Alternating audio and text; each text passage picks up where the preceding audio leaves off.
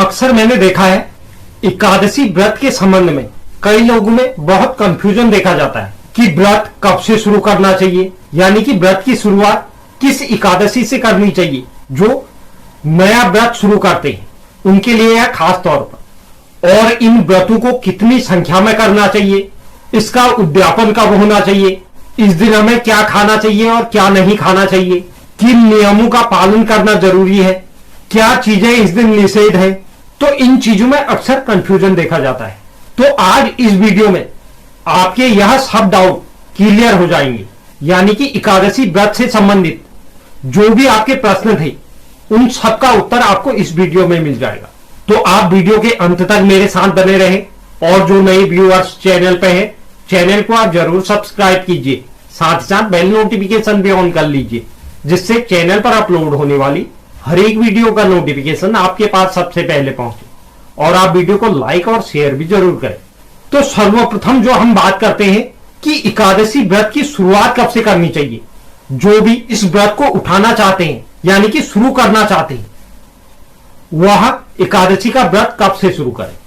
आपको एक मुख्य बात बता दूं मैं, एकादशी व्रत को मार्गशीर्ष माह से यानी कि अगहन माह से शुरू करना विशेष फलदायी माना गया है।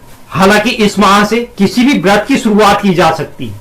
आपको यह पता ही होगा कि हर्षयनी एकादशी को भगवान विष्णु योग निद्रा में चले जाते हैं, तब से चातुर्मास भी स्टार्ट हो जाता है, और यह 4 महीने की अवधि में कोई भी मांगलिक कार्य निषेध माने गए हैं। लेकिन ठीक चातुर्मास की समाप्ति होते ही, यानी कि जब हरबोधनी एकादशी यानी कि देवोत्थान एकादशी होती है, भगवान विष्णु योग निद्रा से उठ जाते हैं। उसके बाद जो अगली एकादशी आती है, जिसे उत्पन्ना एकादशी के नाम से भी जानते हैं, वह एकादशी व्रत शुरू करने के लिए सबसे उत्तम है, क्योंकि इस समय भगवान योग निद्रा से जाग चुके होते हैं। तो इसीलिए उत्पन्ना एकादशी से एकादशी व्रत की शुरुआत करनी चाहिए। लेकिन इसमें कुछ लोगों का यह भी प्रश्न रहता है कि हम कृष्ण पक्ष की एकादशी से व्रत शुरू नहीं करते, हमें शुक्ल पक्ष की एकादशी से ही व्रत शुरू करना है। तो अगर आपको ऐसा लगता है, आपके मन में कृष्ण पक्ष की एकादशी से व्रत शुरू करने में संकोच होता है, तो उसमें भी कोई बात नहीं, इसका भी हल है। आप उत्पन्ना एकादशी से व्रत शुरू न कर जो शुक्ल पक्ष की एकादशी पड़ती है, यानी कि देवोत्थान एकादशी के बाद जो तीसरी एकादशी पड़ती है, यानी कि मोक्षदा एकादशी जो शुक्ल पक्ष में पड़ती है, आप उससे भी एकादशी व्रत की शुरुआत कर सकते हैं। इसके अलावा आप चाहे तो माघ के महीने से, चैत्र के महीने से, बैसाख के महीने से कोई भी व्रत शुरू कर सकते हैं, चाहे आप एकादशी का ही व्रत क्यों ना हो। आप इन महीनों से भी एकादशी का व्रत शुरू कर सकते हैं। लेकिन कभी भी पौष के महीने में, यानी कि आधे दिसंबर से लेकर आधे जनवरी तक, यह जो समय होता है इसके बीच में कोई भी व्रत शुरू नहीं करना चाहिए। और जब भी मल मास या अधिक मास होता है उस समय भी कोई भी व्रत शुरू नहीं किया जाता है। पूरे साल में लगभग 24 से 26 एकादशियां पड़ती है। 24 तो पड़ती ही है, लेकिन जब अधिक मास होता है तो एकाध एकादशियां बढ़ जाती हैं। इन सब एकादशियों का अपना अपना एक महत्व है। कोई पुत्र प्राप्ति के लिए अहमता रखती है, जैसे कि पुत्रदा एकादशी। कोई मोक्ष प्राप्ति के लिए अहमता रखती है, जैसे मोक्षदा एकादशी। लोग मनोकामनाओं की पूर्ति के लिए देव उठनी एकादशी करते हैं। तो अगर आप 24 एकादशियों का व्रत ना भी रखें, आप किसी विशेष मनोकामना की पूर्ति के लिए किसी भी एकादशी का व्रत रख सकते हैं।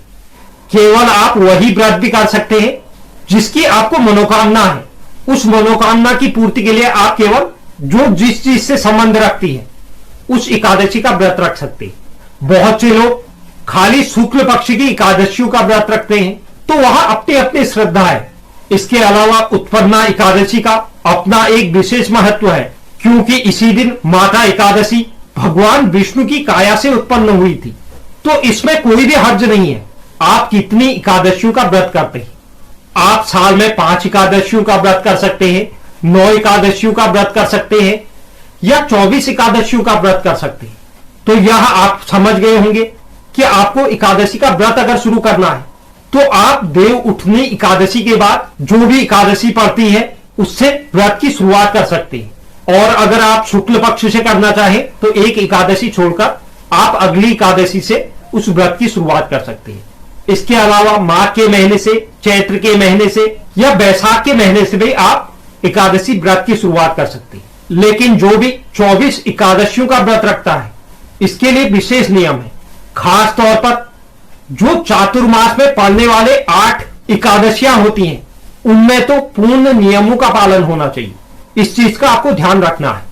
अगर आप इन नियमों का पालन नहीं कर सकते, जो मैं अब आगे बताने वाला हूं, तो आपको चातुर्मास में पड़ने वाले इन 8 एकादशियों को छोड़ देना चाहिए, यानी कि इन एकादशियों का व्रत नहीं करना चाहिए अगर आप नियमों का पालन न कर सके।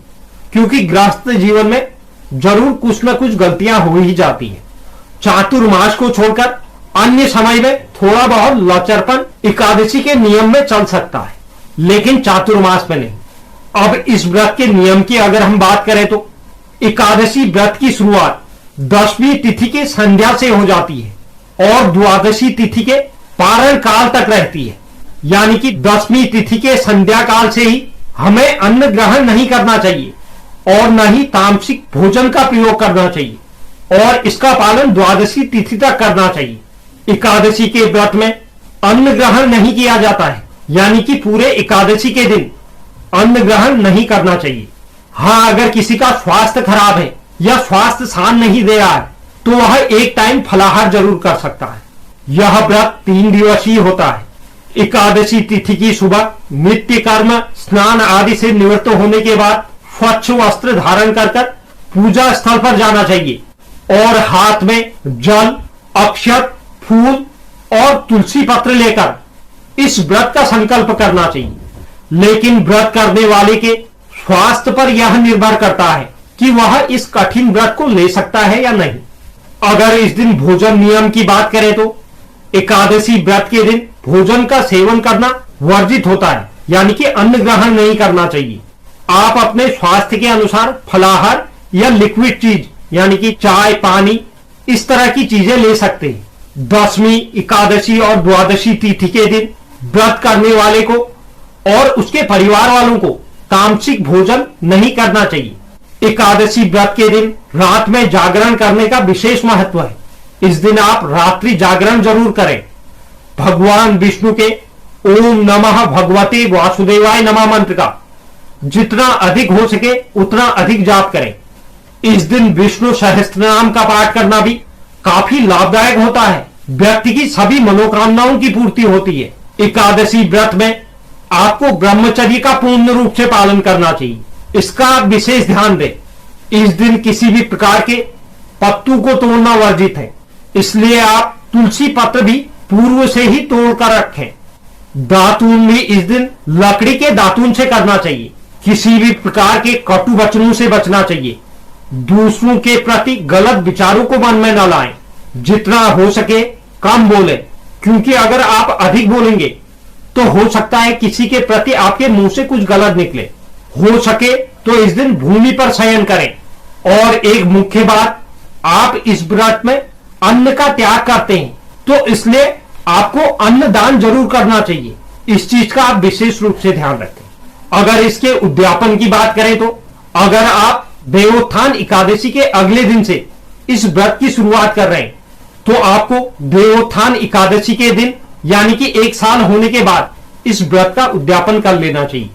और अगर आप चातुर्मास का ही व्रत रखते हैं यानी कि देवशयनी एकादशी से, जब भगवान विष्णु योग निद्रा में चले जाते हैं, उस दिन से अगर आप व्रत की शुरुआत कर रहे हैं, 8 व्रतों का संकल्प ले रहे हैं, तो आपको देव उत्थान एकादशी के दिन इस व्रत का उद्यापन कर लेना चाहिए।